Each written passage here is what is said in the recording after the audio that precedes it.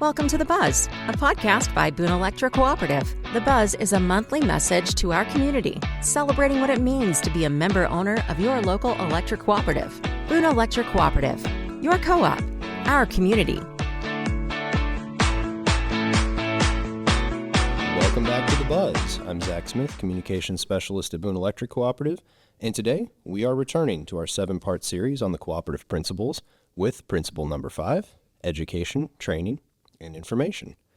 So while the foundation blocks of the cooperative business model are almost 200 years old, the electric utility industry is constantly changing.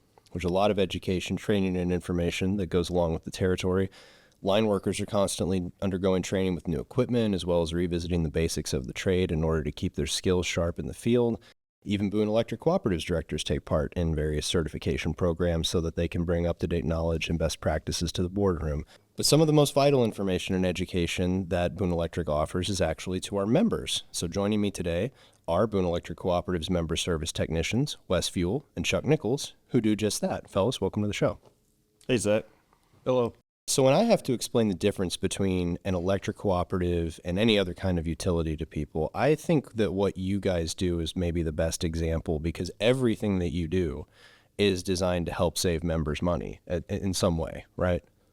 Correct. So we go into homes and try to get them to use less energy than they already are using. I know there's kind of a myth that electric companies want to make as much money as possible on the energy. That's not really the case with co-ops. We try to reduce your energy as much as possible. Yeah, it seems counterintuitive. Wait, you guys work for the electric company. Don't you want me to use more electricity so I spend more money? Right. But yeah, that's one of the, I've said it many times on here, I think one of the best ways that I ever heard it described was somebody at a different co-op said, I don't know of another industry where the people at the company try to get you to use less of their product. But there's a lot that goes into that with saving money, saving energy, conservation, and things like that. But that's where it all starts. I mean, I think a lot of people, they jump to worrying about, oh, you know, do I need a brand new HVAC system, or I need to replace a water heater, or whatever the case might be. But before people start dropping huge amounts of money on those kinds of major renovations, they can really start with what they have, and that's kind of where you guys start. Typically, we'll get to a house, we want to look at the attic, see what kind of insulation they have up there, figure out the R value on the insulation. Then when we get into the house, we look at areas that may have leakage, like under the sinks, electrical bypasses, plumbing bypasses, crawl spaces, stuff like that. Try to help them or educate them on sealing up the house better. And when you say leaks, you mean air loss, basically, right? Correct. The idea being that your system may be fine, but if you're losing all of your hot air in the winter or your cold air in the summer, that stuff's just going straight out of the house. Exactly. Using all that energy to build it and it's going straight out of the house. It's not really doing you any good. Right. We're kind of in that time of year where people aren't thinking about their energy bills as much because we're not freezing cold in the middle of the winter. We're not in the suffocating dog days of August yet.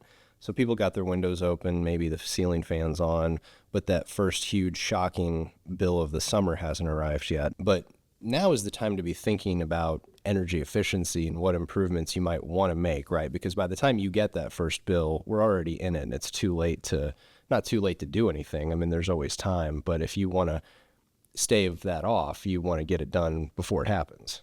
So, I mean, typically now there's a time where your energy bills will be lower, so hopefully that gives you a chance to maybe put some of your income toward improving your attic insulation or air loss, air leakage. And doing it right now, the attic's not smoldering hot, it's not freezing cold. It's easy to climb up there and kind of do some work in order to bring that up to an R50, which is good efficiency, and then maybe seal some of those doors and windows and stuff like that, caulking and sealing. I remember a time in grade school where we had a class project. We built out of the old foam fiberglass insulation.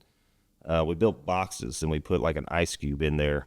And one box was completely open. One box was just a box with a top on it, and the next box was actually sealed with like duct tape, and the one with actually sealed and covered all the cracks, the ice lasted so much longer, And it's the same way with your home.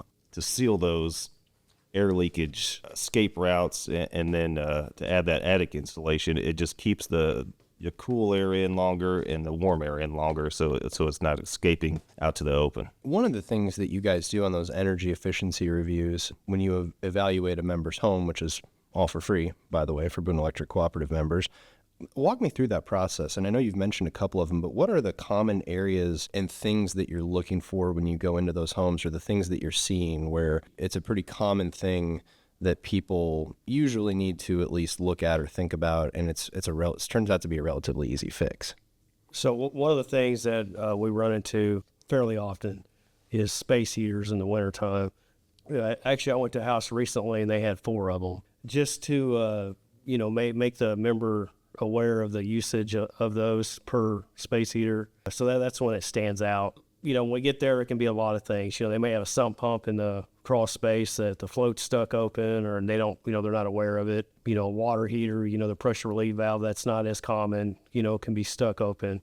So at the end of the day, when we show up, it's a benefit to them, but also to us for their bill, just to walk around and see what all they've got going on in their home. I know you guys both mentioned the R value. What is the R value, and how do you check that? It's basically the depth of the insulation up in the attic ceiling or in the walls. It's obviously difficult to add to the R value inside the walls without removing sheetrock. But most of the time when we add R value to the ceiling, it's just easy to get a blower machine and you just blow on top of what's already existing. So it could have an R value of like a 20, and so we'll add some inches to bring that up to an R value of 50. And that just makes the house just that much more efficient. Some of those smaller things people can even check themselves, right? I know we have a do-it-yourself guide on the website that might be a little bit older, but according to that, you can take a piece of plastic wrap and figure out where a lot of those air leaks are. Kind of shocking, actually. Near a window or something makes a little more sense, but you hold it near like a light switch even, or a socket like the ones we have on the wall in here, and you can see that thing move from just the airflow coming in and out of a house through a spot you wouldn't normally think to insulate. Correct. So, anytime you see daylight looking inside your home to the outside, it's just a good indicator of some air loss. Pretty obvious. Definitely a lot around doors, exterior doors and windows. Those definitely just need to be addressed. A lot of times, a ton of older homes have attic fans and no one even uses them anymore, but the amount of air that those allow to the air to escape through up into the attic is just astronomical, and people just don't realize that. Fireplaces is another one. Sure. Where they don't ever use their fireplace, and that air is just seeping through it and up out the flue, and a lot of times people just don't realize that. And I think it's important to note that you don't actually do the repairs or anything like that.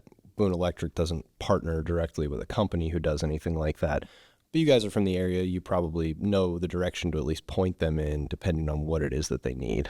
Going to the attic, there's a couple local contractors, we'll give them their information, and they'll come out and give them a free bid on the attic, see kind of what the R value is. And like as far as doors and windows, I personally kind of direct them to some of the local companies here, and they'll be able to help them out on those improvements. Air sealing, whether it's foam spray or whatever they're doing, a lot of the small stuff they can just do themselves, and we'll point that kind of stuff out to them. In the event somebody does have to do a major renovation, like new windows, or they want a new ground source heat pump, we do help with some of that in the form of rebates still, right? We have rebates on ground source heat pumps, dual fuel heat pumps, attic insulation, water heaters, and a lot of that you have to do the blower door test, which I know you're going to get to here in a little bit. But the blower door test is just a way to kind of fine tune everything, and it really pinpoints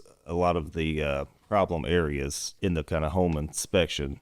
That allows the member to really get a good grasp on if the windows are leaking or if they're just cosmetic. A lot of times the corporate of a window leaking could just be the install itself and not necessarily the name or brand or type of window. If it's not installed properly from the get-go, then it's going to leak, and getting new windows won't necessarily fix that problem. So the blower door test shows whether they are really leaking or not, or if it's just some sort of other issue that they could handle. What is a blower door test, and what do you guys do, and what do you look for when you're running one? Okay, so blower door test is where we go in the home. We shut all the windows, all the exterior doors. We leave all the interior doors open.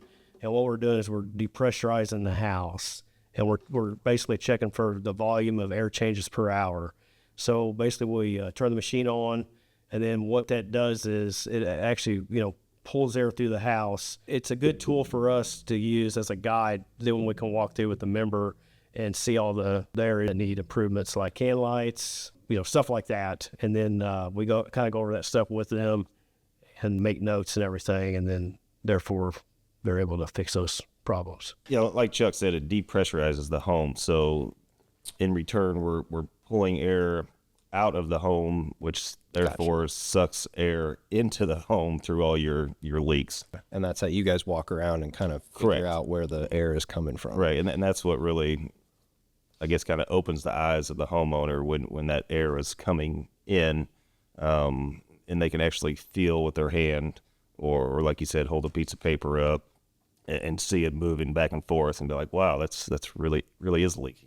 And it's a strong current, I guess, of air. I mean, you could really feel it. There was no mistake that it was, a ceiling fan or something blowing on. It was air going through the whole wall. Correct. Yeah. There's a lot of people don't realize that the light switches actually produce a lot of air loss. And we do have foam plate covers that we actually give out here at Boone Electric. It's a quick, simple, easy fix. And this part probably bears repeating, but if you have questions, please check out the website or call beforehand when you do some of those steps with major repairs, because there are some things that have to be done beforehand to make sure things qualify for those rebates that we do have. We want people to use them and take advantage of them, obviously, but there is a process they have to go through, and going out, doing it on your own, and then calling you guys sometimes negates that whole process, and they can't get a rebate for it. So please call or check out the website and talk to somebody before doing those things.